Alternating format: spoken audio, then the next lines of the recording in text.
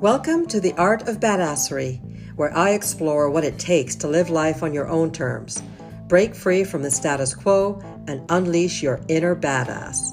Whether you're a rebel at heart or simply seeking inspiration to step outside your comfort zone, this podcast is for you.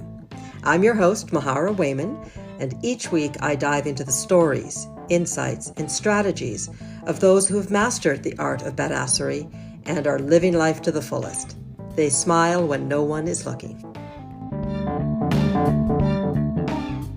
On this episode of The Art of Badassery, I sit down with guest Amy Cunliffe to discuss the challenges of navigating life's unpredictable and tragic events. Amy shares her experience as a flood victim and how she works towards acceptance while still showing up for her clients, friends, and family. Our conversation also delves into the importance of being authentic in a business setting and balancing personal and client needs. Amy, an entrepreneur and business coach, shares her journey of pursuing her true passion in New Zealand after leaving her unfulfilling career in Toronto. We also discuss her love of snowboarding and freediving and the valuable life lessons they offer. I hope you enjoy it. Hi, everyone, and welcome to the show. I'm so excited to introduce Amy Cunliffe to you today, the badass expat Canadian who fearlessly pursued her true calling in New Zealand.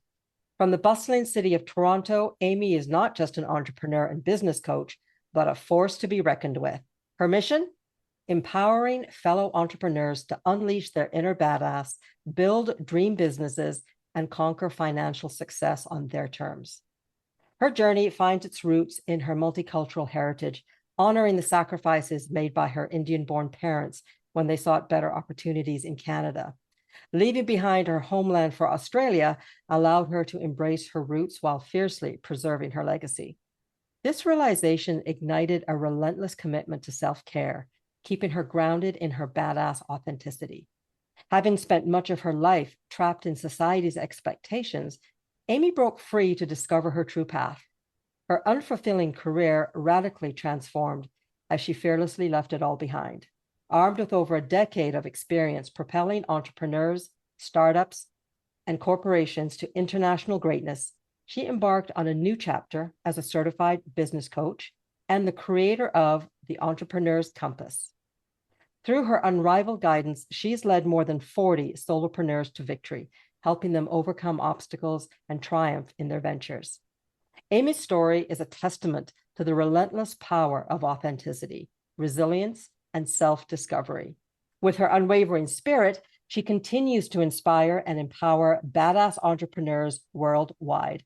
Her life is a living testament to her values and passions, proving that being a badass is the key to unlocking unlimited success. Welcome, welcome. So happy to have you here. Thank you so much, Mara. It's so nice to hear what I'm like from someone else. I know, isn't that great? Tons of fun. Amy, we met over a year ago and became fast friends, and you've been instrumental in supporting me on my growth as an entrepreneur and a solopreneur. So thank you for that. You've been through quite a bit this year, and I'm wondering if you're okay if we just sort of start with where you are today, because I know that that's not the usual background when I chat with you on Zoom. How come? So I giggle because it's not the usual background, but nothing, well, I guess you've got to take a grain of salt and laugh at some of the things that happen in life. So the sad part is that at the beginning of the year, there were devastating floods that came through New Zealand. And I lost my home to a flood at that time. So I had to evacuate from my home. I've been displaced for months now. So it's now June. So this happened in January. And it's a very unsettling time, obviously. And, you know, when you're self-employed and you're running a business, disruptions like this are hard for anyone. But can feel increasingly hard when you have to carry another heavy load in your life and whatever that load might be. But for me, it's that business that I'm running as well. Of course. So first of all, so sorry that you're going through this. But I'm also really curious because I spoke to you shortly thereafter, and it was business as usual. Even though you had the stuff, you were still doing your thing. Yeah. What were you saying to yourself? Like, what was the conversation? So, so the conversation was, it's so interesting to think back because I said that to myself so many times. It was like, it was almost kind of like this awful thing has happened. And so what now? And it was just like, okay, this awful thing has happened. Can I carry the burden of this awful thing? So what now are you going to do? And it was almost like, how am I going to respond to this really traumatic event in my life in what I can control? Because there's obviously going to be a response that I cannot control that's going to happen within me. And like that's like that stress that goes crazy. And then the parts that I could control, I was like, okay, what? So this has happened. So now what? And I was like, okay, well, I don't live at home anymore. So I lived out of a bag for 3 weeks, but I was like, I at least had my laptop. And so I was like, well, and so it was 2 days after we lost our home, and I was due to speak at a summit, and I just showed up. I just showed up like almost like nothing had happened. So as far as anyone participating who got value from my workshop, that's what they got. They got value from my workshop. The people who were running the summit, I did not say a word to them that anything had happened. And it wasn't that I didn't want to share what I was going through. I was just like, that isn't a burden that they need, but that's my burden to carry, and I can share that with someone else. So I shared it with my friends, my family. I shared it with my husband. So it was just like, so I still can show up and give because I had a capacity to give and support, if that makes sense, while still trying to figure out how to nurture myself through this process as well. And that has been a dance of like epic proportions, because it's easy to take care of yourself when your life is like minimally hard.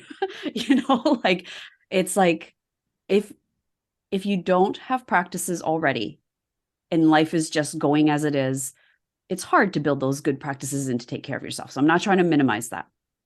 And I had already had practices in place. But when shit hits the actual fan and it's like, holy heck, another level of trauma, it's really hard to start managing yourself through that. So it's beautiful to have outlets to be kind of like, okay, this really awful thing has happened and I'm going to honor that. So what now? And I just answered that question every single day. And sometimes it was answer it in the morning, get lost in the mess of it in the afternoon, and then return to that question over and over again before the end of the day. Such a great explanation. And I can't help but ask, do you think your training that you've taken as a coach, I know that you're a certified mastery method coach, did your training help you to sort of look at your situation that way? Because that's it's such a beautiful way to look at it and still actually continue to move forward. Did that training help? Yeah. So multiple things absolutely contributed to that. I've always kind of, not always, in the last 5 years, I've kind of had this like bend on this thing is happening. So now what? Like this thing is happening. What else could be wanting to come through besides my plan? So I've had this for like the last 5 years of like leaning into this idea. And then what I've done with businesses is I've brought curiosity and play, because I work a lot in helping people go through innovation and change. And so for a lot of teams, that's really difficult. And so understanding to question what is happening with a lens of curiosity, even if it's the most maddening and awful thing I'm going through, to kind of say like, okay, well, not why is this happening, but more like this is happening. So now what I want to do about this, like, what could I do? What are my options around this? And it's like, I can't change this. I can't change that my life has been hit by a flood. I can't change that, but like what are my other options of things that I can start looking at? So I've always had this opportunity. I've had this in my business and in the work that I've done, where I've always been like helping others answer that question of like, okay, well, what other changes can we be looking at? Like, what can we control? How do we have that self-leadership? So I've had that from there. And then once I did the coaching training, that allowed for a deeper settling in of all of that. So it was like, oh, I've got all these little tools, but understanding that there's now a practice through it, um, and then having a practice for the last year that's like been about like a deepening of coming home to real self and like true self or high self, whatever you call it. Um, that has been really great to be like, okay, that's the anchor. So to recognize that the anchor is like your higher self, your resourced self, your true self, whatever that language is that resonates with you, right? Yeah, your center, your core, your grounding. For me, it's anchoring, right? Like, what am I anchored to? That was helpful. It's like the reminder of like, okay, your anchored state is not distressed. And it is okay to feel distressed about what I'm going through. And I'm going to honor that I feel distressed. And I can still say, so what now? What are we going to do? Such a beautiful understanding. And what I loved about that, first of all, I agree with you. Curiosity is everything. You know, I think most coaches tend to be very curious because we just want to know, like, why are you feeling that way? Like, wow, how come? How come? How come I can't do that? How come I can't say that? But what I like about what you've said, and correct me if I'm wrong, but what I heard was the first part is curiosity, but then you've chosen to take it a step further and just get curious about everything, not the assumption that there's something specific for me in this. Like, why did this happen to me? There's got to be a reason. Oh, everything happens for a reason. You mentioned to me earlier that phrase drives you kind of batty, and I was very curious about that. So I think you've explained it well. That there's another way to look at it, which is it's not that it's happened to me. It happened, but now what? Now what? Yes. Yeah. And sometimes I also don't like the statement. I don't like the statement, everything happens for a reason. I also don't necessarily agree with everything happens for you either. So there's a lot of things that happen in this world that are like deeply tragic, right, in nature. And I don't think that all of those happen for us. I really just believe that that's just life being life, right? Like life life doesn't have to make sense all the time, right? It's doing its thing, right? And we don't need to understand that. We just want to participate with it and co-create with it. Like yeah, do great work with it when we can, but life is its own natural force and it's just going to do what it's going to do, and it's way greater than anything that I can anticipate. Like, come on, it's a flood, right? So way greater. And so it's just accepting. Oh, it's a very, very loaded word as well, but it's just kind of accepting that everything happens in life, like the good, the bad, the ugly, the unexpected, the tragic, and just knowing that that's what it is. It's just like, it just happens. It's us and our need, because we're meaning making machines. And I can't remember who said that, so forgive me. um, because of that we want to understand it. And then we want to put a meaning to it. And I don't think necessarily that we can, like, for a long time, I was in a space of survival mode through all of that. And it meant that I didn't have capacity at the time to make sense of if there is a lesson in there. And I'm still not in a space where I'm searching for a lesson. I'm like, that's not a today problem for me. That wasn't a problem for me a month ago. I'm like, the lesson will come when it needs to come. I don't need it to mean anything right now. I just need to know that something happened and it wasn't lovely. It was hard, but like,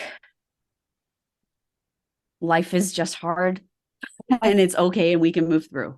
Yeah, I'm gonna quote something that one of my earlier guests said. in which she shared that her lesson in her work was that she can do hard. And so I want to just bring that, I want to say that to you, is that you're demonstrating that you can do hard. And I think it's really smart for your own survival that you don't take on everything as, I got to figure it out right now. Because right now, I mean, part of being badass is being able to prioritize our life. Yeah. And when shit happens, you know, your whole priorities change. Okay, first of all, I have to get out of the house that's sinking in the mud, right? Number one, right? Or whatever. Then, you know, there's other priorities that come up rather than figuring out a long list of, is this a reflection of my inner child that, you know, I'm not going to go down that Yeah. path. I do like what you're saying. I'm curious though, and I'm sure our listeners are curious.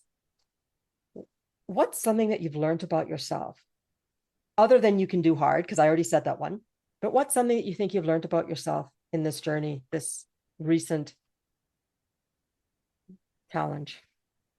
That's a great question. So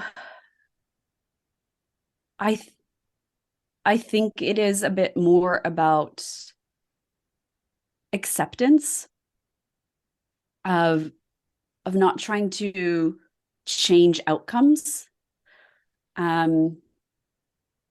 Yeah, so I think quite often when we go through something really difficult, our society or our culture is trying to make meaning of the thing. And why did it happen to me? Or this happened to you for a reason. And I think instead of doing that, I can't say that I was just I flopped over and I accepted it. I don't want people to misunderstand what acceptance is. And I'm still working through it too. But it's the idea of saying a thing outside of me has happened and I think it's truly absurd and tragic, right? Like it's just, what are the chances? And own thing without me inserting myself into that story of what does it mean? So I think accepting that it's happened and then saying, what is the best path forward? Not even the best. This is it's like asking the question well, all this shit has happened. And then saying from here, if I could have it my way, how would I have it to continue to move forward? I think that's what it is. So to clarify, sorry, I had to think that one out loud a bit. To clarify, it's kind of saying, I can look at this instance and be wrapped up in it, right? Wrapped up in the story of it. And it's like this idea, again, like this word's so loaded and it makes me nervous to use it even, but it's like, I am a victim of a flood, right? Like that is a fact. But I do not choose to spend each of my days being defined by the flood from this, right? And being like, oh, I've had a flood and like that's not my choice. My choice is to say, I'm a victim of this flood. That is a fact. And if I could have it my way going forward, how would I have it? And it's like, well, I'm going to make sure I get the best outcomes with my business still, right? Like I'm still going to show up every day for my clients. I'm going to show up for my business. I'm going to show up for my friends and my family in the capacity that I still can. I'm going to take care of myself where and when I can, because sometimes the care when you're in stress and trauma is to oversleep. But eventually there's going to be a day where I'm like, oh, walking on the beach will become care again. So if I could have it my way, how would I have it? So I don't know if that answers your question, but for me, it feels like that's the other thing that I learned. It's like, I guess it's an offshoot of I could do hard things, but but it is really more like how I can manage myself to accept a really hard thing that happened to me. And like I said, I'm moving through acceptance every day of that still. It's not like a one and done process. And then to say, but from this, if I could have it my way, what would I do? How would I have it? What I'm hearing and what I really, really appreciate and admire is you've done something really cool here. And I'm not sure if you realize it. Well, actually, I'm sure you realize it because you're a smart cookie. but language is very powerful. And what I heard you say was shit happens and versus shit happens so. Yeah, that's beautiful. I love the way you said that. So, the flood happened. The reality is, the fact is, you lost your home in a flood. And you made some concrete choices on how to move forward. You did not let the flood define you or your next steps. Yeah. as far Yes. as far as your identity, right? Yes, that's exactly it. It's the identity piece that you've just really clearly articulated. The flood is a chapter, an extremely long and tragic chapter. But it's not the only thing that is me, and it will not be the only thing that is me. And I think that's really important, right? Like, we have these really horrible things that happen to us, and they are tragic, and they don't have to be a flood. They're your own version for you. They could be small, they could be big. It doesn't matter. What matters is that it matters to you, and it has defined you in one way. Yeah. Right? It's become part of your story, and you don't have to like that. Right? You don't have to like that that's part of your story. I don't like that this is part of my story, but I accept it. So, speaking of your business, because you mentioned it a few times, can you tell us a little bit more about, I want to know, inquiring minds want to know, what was the tipping point in your old career that made you go, that's it, I'm done? Can you share that with us? Yeah. So I'm fascinated by transition points just in general, and like how we're in transition. My flood is definitely a transition point and of a different type of like my evolution of life. And I think that's also part of this conversation is like, when we get to a transition point, how are we going to face it? And who do we want to be on the other side of it? Yeah, that's the other thing I want to probably say about that. And so it's interesting. So I'm going to try to do this really quickly. Because I get really long-winded in this story because I get lost in it. But I loved so much stuff about my career, right? And I took that idea of like, chase your passion and you'll never work a day in your life. I did that over and over and over again. And it took me a really long time to learn that there was a pattern within that, which is like every time I did that, which was my entire career, my passion, I would burn my passion out. So I'd find something I was passionate about, but I was missing these other pieces, and I didn't know there were other pieces to be searching for. So I started my career as I was in the snowboard industry because I love snowboarding, right? So I found a career in snowboarding. But then like my career ended up making me be like, oh, I can't even be bothered being on the snow anymore because there were other pieces that were dragging me down, and I didn't know what they were. So then I switched, and I was like, I had the sense of civic duty, and I also loved literature and reading. And I spent so much time in my childhood in the library. So I was like, this opportunity came, and I did innovation work with libraries. And then eventually that got to me, and I was like, oh, I'm kind of like out of this phase. And then I continued with the civic work, and I was like, okay, well, I've already been helping businesses in my early career and had an opportunity to work with New Zealand government, doing more work, helping other businesses grow bigger, better, faster.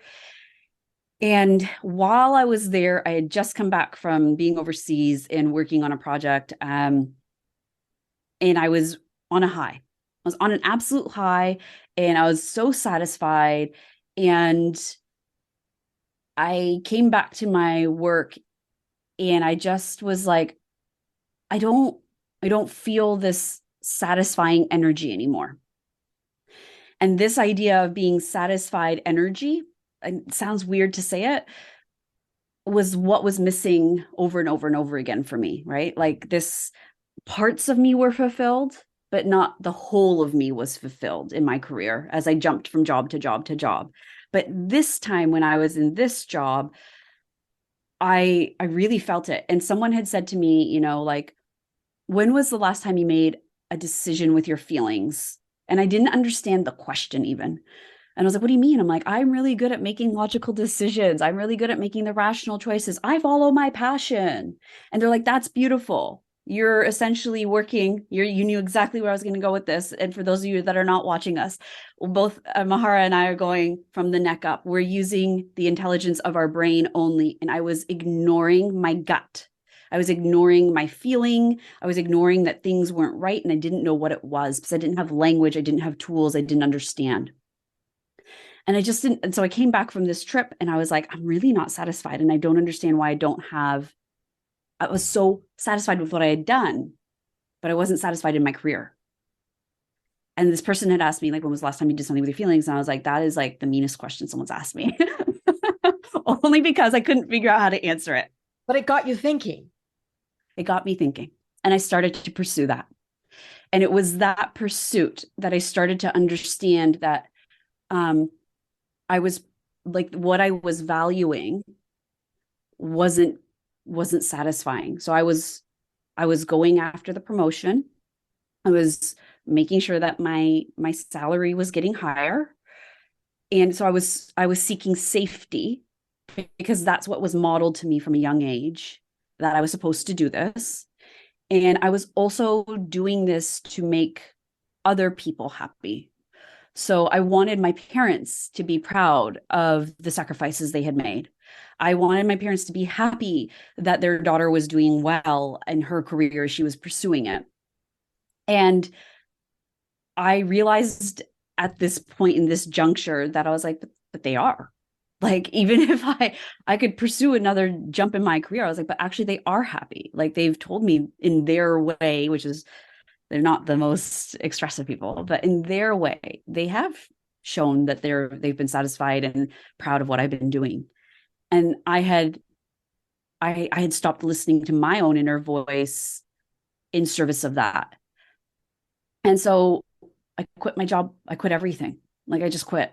And it was the first time I'd ever quit without having a plan. I didn't know what to do. And I just quit. And I was like, I just need a break from all of this because I need to search this feeling of like, what kind of decisions do I make from feeling? And it was a very, very scary thing to quit because I had never done that before. Wow. It's interesting because you've said so much of what I've said in my own story, this idea of doing what we're told and getting a good job. And this is a good job. And, my father said, oh, that's a great job, honey. Don't screw it up. Yeah. Okay, Daddy, I won't, and then I stayed in a career a few years longer than I should have. But like you, I had that same epiphany, like, wait a second, who am I working for? This ain't my dream. This isn't my dream. So I love that you had that realization. How long before you had the idea to go into business for yourself? I never even planned to go into business for myself. So I never wanted to be a boss. I never wanted to be an entrepreneur or nothing. Like, that was never anything I was interested in. Even when I quit, that wasn't on the radar at all. So I quit everything in 2018 and I didn't know what to do. It took me to the end of 2019 to make that decision.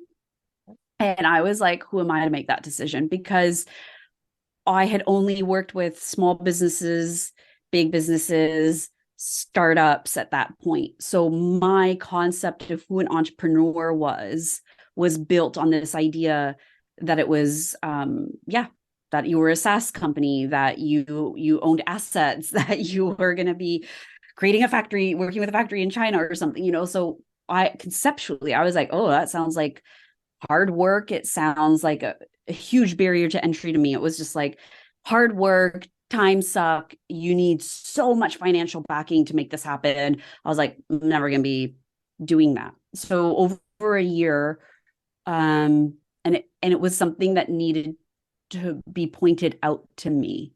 I wasn't even clever enough to figure it out for myself. It was pointed out to me. So, I was helping people. I was doing my yoga teacher training. It was 2019. I was in India and we were in this space where all these digital nomads were. And on my lunch hour, it was like, all day, every day from like 5 a.m. to like, I don't know, 7 p.m., like yoga. And like the only time we had like with the outside world were these like little pockets of time. And one of them was lunch hours. And on our lunch hours, we happened to have digital nomads having lunch with us. And I was sitting there having conversations with them. And I was just sharing my story. And I was like, what are you up to? And they were like, oh, I'm going. And one of them said specifically, I'm going to Silicon Valley to pitch to a VC. And I was like, I actually have built a service doing that exact thing. And they were like, oh my goodness.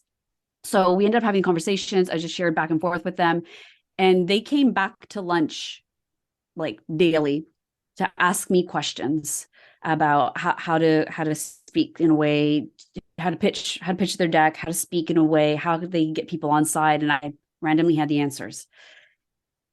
And end of that, I was still there continuing my teacher training, but like after like 2 weeks or so, one of those guys, the guy going to Silicon Valley, he was like, oh, I'm heading to Silicon Valley. He goes, I can't even tell you how much this has helped. I've talked to my partner on so many Zoom calls since we've been talking, blah, blah, blah. He's like, we've changed so much of our pitch. And he's like, you really should do this for a living. And I was like, haha, yeah. I was like, cool, thanks. As I'm doing my yoga teacher training. So that was when the seed kind of was planted. And it took another 6 to 8 months before I was like, actually, I could do this for a living. What a great story. Are you still in touch with these guys? Do you have No, not at all. Yeah. Like, sorry, I said no, not at all. And I was like, no, wait, we're tangentially in touch, but not like closely. Yeah, we follow each other, and their journeys. But yeah, that's so interesting. So today, talk to me about your business today. Yeah. So I basically focus on helping solopreneurs. So I find where I work right now is people who are in like the first phase of business. First phase of business is where like we're in growth, right? And I work with businesses to help them quite often figure out the how, right? Like they have a great idea, they're excellent at whatever it is that they're doing. I work a lot with knowledge workers, so people who have great knowledge skills that they can transfer into a service-based business, whether it's coaching or social media. It just is a wide gambit of people who freelance. Yeah, so there's a wide gambit of work there. And what I often find is that they're in a transition in their careers, and they're either looking to build their own business as being self-employed or like a freelancer, or their own coaching business.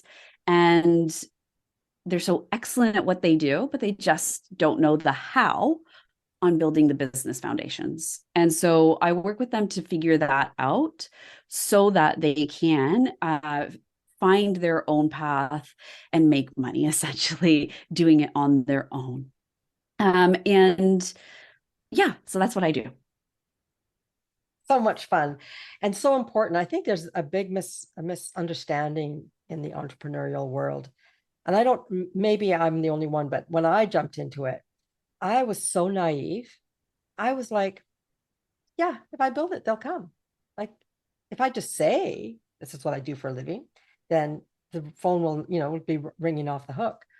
And there is work that needs to be done, not only internal work, or not even go down that path today. That'll be like another podcast for sure. But there's a lot of internal work on worth and value and deserving. But there's just stuff you have to learn. And I think the biggest misconception is that as an entrepreneur, I need to be amazing in everything.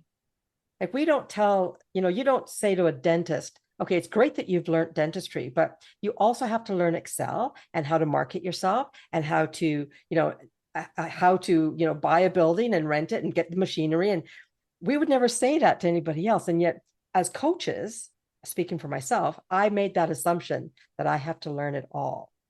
And thank goodness I don't feel that way anymore. I'm like, you know what? There are things that I want to learn. There are things that I'm really good at, but there are things that other people are better at, and I'm happy to seek them out. But that was a big lesson for me as a solopreneur myself.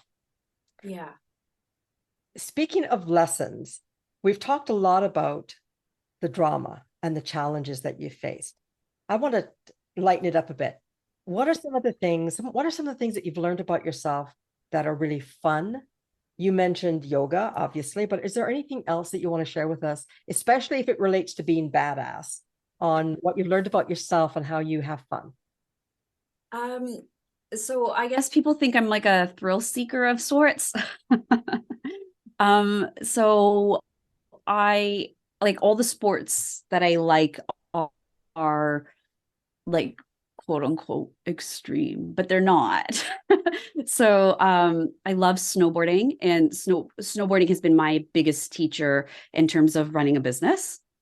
And I love um, I love free diving is the other one that I talk about. So with snowboarding, like like you're saying, like, you didn't realize you had to wear all the hats, but also snowboarding has taught me so much patience, right? And so you see someone doing something amazing in the Olympics, but you have to start on the bunny hill. And what I think is really unclear to a lot of people who are starting their businesses is that there is a bunny hill before you get to go to the Olympics in your field. Or you might not even become an Olympian, but you can still be an expert and on the advanced trails and have the time of your life anyway. So it's like snowboarding for me is like one of the biggest analogies. And every time I'm on my snowboard, I just am constantly reminded of like every time I fall on my ass, like it's such a good lesson because I get up and then I have a conversation with myself or my partner, and we're like, okay, how are you going to do that move differently? So like if I'm throwing myself off a wee jump or something like that. So snowboarding has been my biggest love affair in life, probably. And it just constantly doles out lesson after lesson after lesson that can be applied everywhere. And I love free diving. So I went swimming with the whales in, I think, 2018 or 2017. I can't remember. And I got along really well with our guide when we went swimming. And part of our conversation was just like, what do you do? And I had mentioned that I'd snowboarded, and I had mentioned that I had been doing yoga and that I'd had a breathwork practice. And he happened to say offhand, I think you'd love free diving. And I had never heard of it at the time. And I was like, what is it and why would I love it? And he said, because of the way I described snowboarding, like it puts me into a state of flow. I love being one with the mountain. It's like full presence. And then the way that I described breath work and how it brings mindfulness and presence into everything that I do, he was like, that's what free diving is. He's like, free diving is just bringing you to full presence. And he goes, I think you'd really love it. So, so I went to Thailand and I learned how to free dive there. And I can't even remember how far I can dive, but I love it because it's the most challenging thing. I would say it's one of the most challenging things I've ever done besides, hucking myself off a ledge if I'm doing like a bungee or something, because bungees are very difficult when you just choose to like fall backwards off the ledge. Like it's a very hard thing to convince your body to do that. And the same goes for free diving, right? Like you take one breath at the top and you're going to sink to depth. I don't know how many feet you go down. It's like 15, 20 meters. And you have to tell yourself, I'll be fine. I know I can hold my breath for 3.5 to 4 minutes. I'll be fine. And you can't take a breath. You can't talk to anybody. You just have to tell yourself the entire time, I'll be fine. And also sometimes the water can get dark. And then you have to be like, oh goodness. So like, I'm not a person who grew up around water. So I have like, like silly, irrational thoughts of like, oh, I'm in the water and it's so dark. So dealing with all of that is fun. I just want to go back to something that you said about 3 minutes, which was, so I flew to Thailand. Yeah. Yeah. I can't, I just want to be clear. Did you go to Thailand specifically to learn free diving? I went to Thailand to go on a yoga retreat, and and I'd already had it planned. So it would have been 2018 that I did this. Sorry, I'm just like all over the place.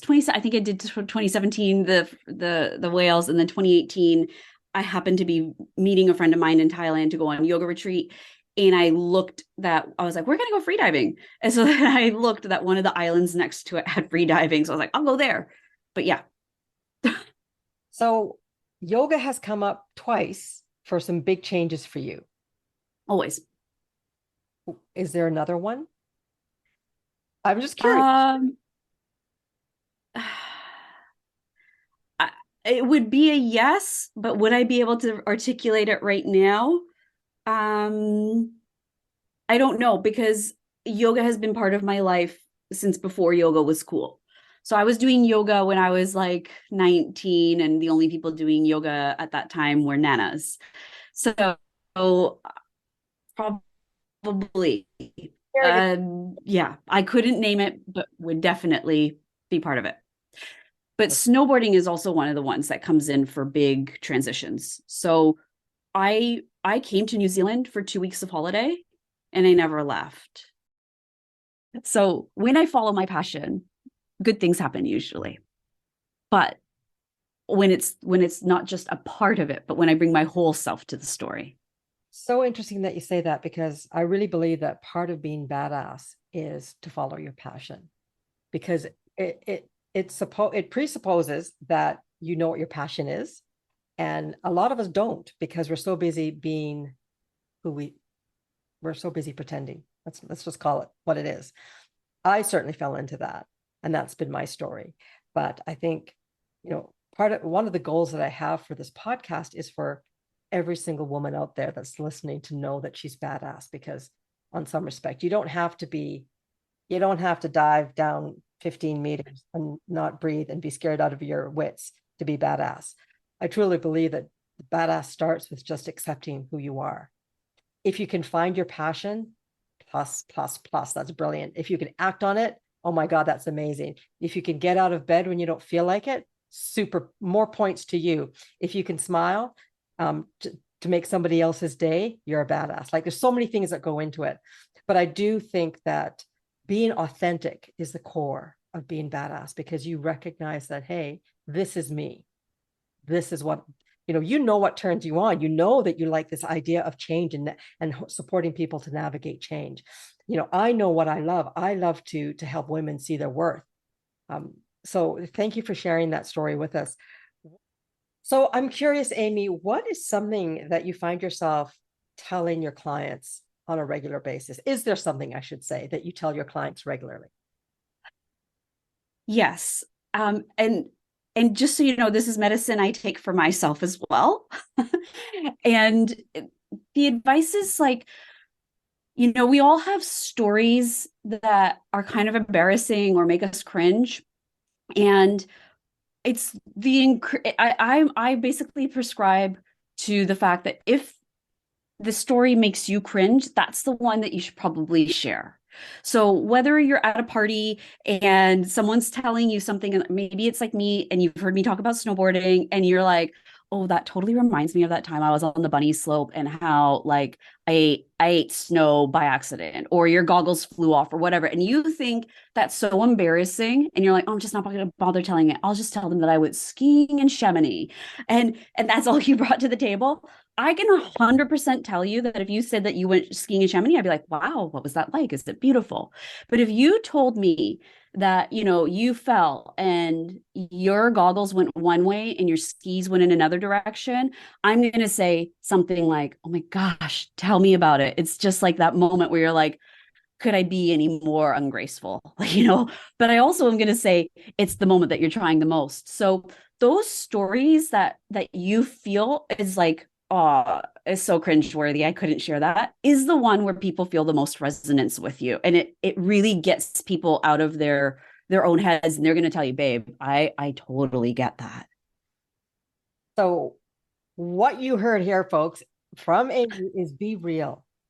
Be real. Yes. Right? Whether you're in business or not, whether you're a solopreneur or not, whether you just want to be a badass, like what I talk about, it's all about being real. And clients really respond to that. Yeah. They do. I mean, obviously you still have to deliver on whatever it is that you're promising, but to be real in the process is an honor, and people respond. Yes. That's really beautiful advice. I love that. Yeah. And Mahara, you just got me onto another one. Sorry. That's what we're here. My clients need to know that I've gone through something devastating in my life, so that when they are going through something devastating in their lives, that I'll understand. So me sharing what I'm going through, and there was a moment where I was like, do I share this right now? Because I'm still processing. But I was like, no, this is happening and it's important. And I don't know who needs to understand it. but there is going to be someone.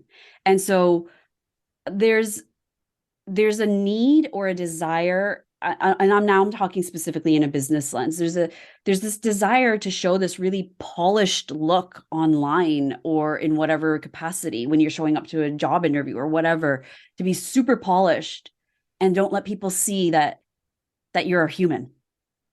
But in your business, we're doing business with people. And so people want to know that you've been through hard things and that you've come out the other side, that you've wobbled in life, and that your business was still solid to you. And that helps people understand that it's okay, right? Whereas if I had just shown my very bubbly, energetic, like happy-go-lucky self instead, and there's plenty of footage to do just that, it would have been disingenuous, and it actually would have been a disservice to my clients. So it's important to share in a way that's really grounded. You're not like a hot mess express sharing, but it's a grounded way of showing up for yourself and for others. What I love about that, and thank you for bringing that up, is this idea of giving ourselves permission to be us. Yes, I have a job. I actually have a Post-it note that says this is what I do for a living, as a reminder if I ever need to be reminded of, that this is what I'm doing. But when all is said and done, I'm more than a coach. I'm more than a motivational speaker. I'm more than an author. I'm a mom, a sister, a daughter. I'm somebody that frets about her her young kids. I'm human. What I think is important is, as business people, that we are able to honor our needs and the needs of our client and respect where they're at and where we're at. It's a balancing act. You mentioned it earlier, this idea of navigating the trauma and the drama. We do navigate. But when we give ourselves permission and recognize who we really are, it's that much easier to either put it on the back shelf for the day. I'm not going to bring it into my presentation today. It's not needed. Or, you know what? I'm going to bring a little bit of that in because I can see somebody's going to benefit from my experience. And that's what I think is so beautiful about not only the work that we do as coaches, but this whole idea of giving ourselves permission to be us. Sometimes I'm not very happy, and I choose to drown myself in chocolate and ice cream, and then I am happy again, right? But that's me. It's okay. It doesn't make me a bad person. It just makes me somebody that loves ice cream and chocolate. So nice distinction to really understand this idea of being authentic. And that's what being a badass is all about. Amy, you've shared so many amazing things about how your life really, you are a badass because, in my opinion, first of all, you're not afraid to dive without that's big. I have a healthy fear of the water, so I really do that one kind of freaked me out a bit. But really, I'm blown away by your ability to navigate life and the crap that it's thrown at you. So I just want to say, big hugs and such a great lesson for all of us that are listening. But I want to know what's next. What can we expect from you and your business moving forward? Yeah, thank you, Mahara, for your kind words. I really appreciate that acknowledgement. So if anyone is listening and they're interested in working on building their business, they can go ahead and book a complimentary one-on-one coaching call with me. And in that call, you'll walk away with clarity and confidence on the exact next step you need to take to grow your business in as little time as a lunch hour. So you can click the link in the show notes, or you can choose to DM me, let's do lunch, at Amy_Cunliffe on Instagram, and I'll send you the link. Or if you're not ready for that yet, I would love to give you my free Lunch and Learn workshop, which is Breakthrough Imposter Syndrome, where you'll overcome overwhelm and take aligned action. Again, you can click the link in the show notes or DM me at Amy_Cunliffe, Lunch and Learn on Instagram, and I'll send you the link. So those are the two ways people can choose to work with me if they feel so inclined. Beautiful. So everyone, all of that information will be in the show notes again. And I'm just going to whisper, Amy really helped me get out of my head and get into aligned action. So I am vouching for her really she created a beautiful space for me and held me accountable. And I'm like, okay, if Amy says I can do it, I can do it. And guess what? I did do it. That was like 6 months ago. So heartfelt thanks from me to you, because part of the reason why I'm sitting here today is the confidence that I got after working with you. Amy, I have loved chatting with you. Seriously, this has been an absolute blast. It kind of sucks that you're on the other side of the world, but when you come back to Canada, look me up. I'm in Alberta. Those of you that joined us today, thank you so much. As always, really appreciate your support. Would love to know what you thought about this episode. And again, check the show notes so that you can connect with Amy directly. She is the real deal. Thank you again, my friend. We will see you next time on The Art of Badassary.